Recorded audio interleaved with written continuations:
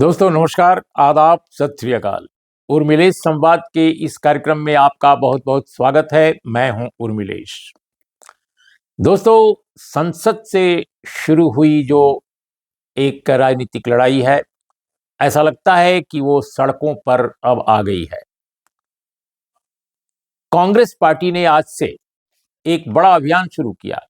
देश के 150 शहरों में, केंद्रों पर उसके जो नेता हैं, बड़े नेता, वर्किंग कमेटी के मेंबर, सांसद और पूर्व मंत्री, एमएलएज, इस तरह के जो बड़े बड़े नेता हैं, वे प्रेस कॉन्फ्रेंस करके और गृह मंत्री अमित शाह का इस्तीफा मांग रहे हैं।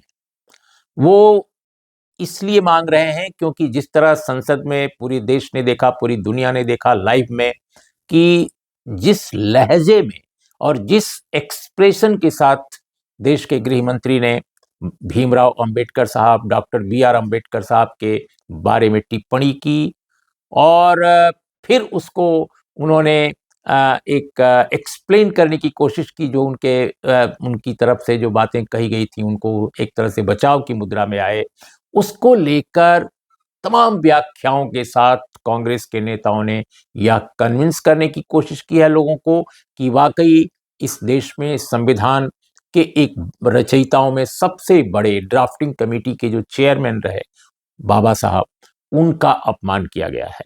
और यह अपमान जो हिंदुत्ववादी शक्तियां हैं उनकी विरासत एक तरह से है, क्योंकि वो हमेशा ही बाबा साहब के आलोचक रहे, बाबा साहब के खिलाफ हो रहे और किसी भी तरह का सामाजिक न्याय उनको पसंद नहीं रहा है।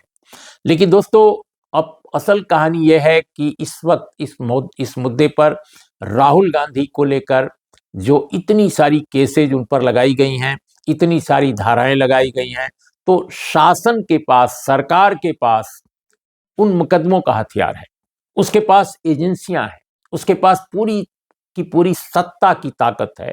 और कांग्रेस पार्टी के पास अगर देखिए तो कुछ ही राज्यों में सरकार है और उसका जो संगठन है वो भी पहले की तरह नहीं है, बहुत बिखरा हुआ है, बहुत कमजोर है।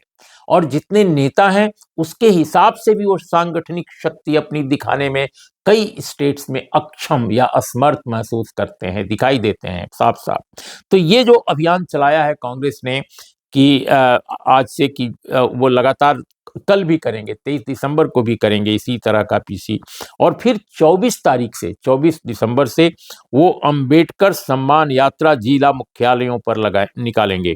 तो ये जो अंबेडकर सम्मान यात्रा है जिला मुख्यालयों पर निकालने की, अब देखना है कि कांग्रेस पार्टी जो संगठन के स्तर पर बिखरी हुई है, ठीक है कि उसके पास एक वैचारिक नेता के तौर पे राहुल गांधी उभर कर सामने आए हैं। और देखिए, केवल राहुल गांधी एक वैचारिक नेता के तौर पे ही नहीं उभरे हैं। मैं समझता हूं नेहरू गांधी परिवार में वो अपने ढंग के अनोखे नेता हैं जिनसे हिंदुत्ववादी शक्तियां सबसे अधिक चिढ़ती हैं। नेहरू के बाद अगर सबसे ज्यादा किसी से चिढ़ती हैं तो राहुल गांधी से। लेकिन एक फर्क भी है, नेहरू ने भी हिंदुत्ववादी शक्तियों के खिलाफ उतना मुखर होकर कभी नहीं बोला जितनी मुखरता के साथ आज राहुल गांधी बोल रहे हैं। यकीनन वो एक सेकुलर नेता थे नेहरू, लेकिन हिंदुत्ववादी शक्तियों के खिलाफ न तो इंदिरा गांधी जी ने और न तो नेहरू जी ने इतने बड़े पैमाने पर लड़ाई नहीं लड़ी जिस बड़े पैमाने पर लड़ाई आज राहुल गांधी लड़ रहे हैं। तो इस मामले में राहुल गांधी एक अलग ढंग के किरदार नेहरू गांधी फैमिली में ही केवल नहीं बल्कि पूरे कांग्रेस फैमिली में, पूरे कांग्रेस के इतिहास में एक अनोखे नेता के तौर पे हैं। लेकिन उनके पास एक बड़ी कमी है और वो है कि उनके पास ऑर्गेनाइजेशन को बिल्ड करने की, लोगों से ज्यादा लोगों से मिलकर मोबिलाइज करने की, ये जो एक राजनीतिक या सांगठनिक क्षमता जिस जो जो दिखनी चाहिए वो नहीं है। तो संगठन की कमजोरी कई बार उनकी वैचारिकता के रास्ते में एक बाधा के तौर पे आती है। अब देखना है कि ये 23 तारीख और 24 तारीख के कार्यक्रमों से संगठन में क्या ऊर्जा वो डाल पाते हैं, क्या उनके अगुवाई में, खड़गे साहब की अगुवाई में पार्टी को वाकई उन प्रदेशों में जहां पहले पार्टी बहुत मजबूत थी लेकिन हाल के वर्षों में बहुत कमजोर हो गई, वाकई कोई उसमें दिखाई देती है ताकत, या ये टाइम टाइम फिक्स हो जाता है। क्योंकि एक तरफ सत्ता की ताकत है और दूसरी तरफ आप केवल लोगों को मोबिलाइज करके ही आप अपनी बात को आगे बढ़ा सकते हैं और बचाव भी कर सकते हैं, क्योंकि राहुल गांधी को फंसाने की कोशिश भरपूर हो रही है। और आप देखिए कि अगर राहुल गांधी जैसे बड़े नेता को इस देश में फंसाया जा सकता है बिल्कुल बनावटी केस में, तो आम आदमी की क्या औकात रह गई है इस मुल्क में, इस शासन में। तो ये एक बहुत बड़ा यक्ष प्रश्न है पूरे लोकतंत्र के समक्ष।